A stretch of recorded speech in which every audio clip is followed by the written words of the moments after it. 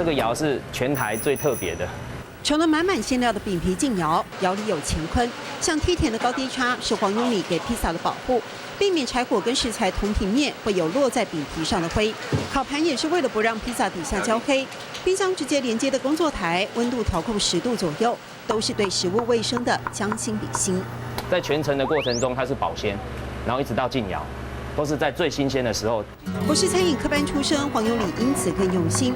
不涂油，自己熬了5种酱汁，搭上不同的肉品、蔬果，排列组合就有50-60种口味变化。独特披萨还有客家马吉，还加了一个道地的龙泉米在里面，所以说它会变得质地会变得比较硬。但是当你烧烤中吃下来的时候，它会变得很 Q。马吉的 Q 度搭配红豆香甜，加上烤蓉香气扑鼻的焦黄 cheese， 让人食指大动。透过网络口碑迅速累积客源。都要cheese吗？好 ，OK， 那给您最快的时间，4点15分可以吗？电话那头的客人通常是到了现场才发现接单应对的是个小女孩。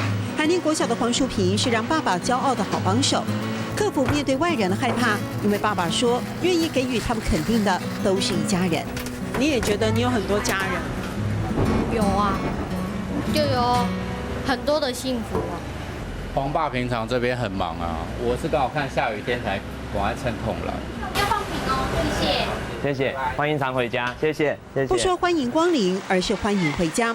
透露黄永礼成为单亲爸爸之后对圆满的家的渴望，3个儿女是他的动力，敦促着他继续努力。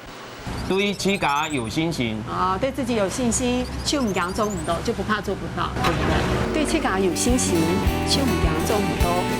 对自家有信心，手唔惊做唔到。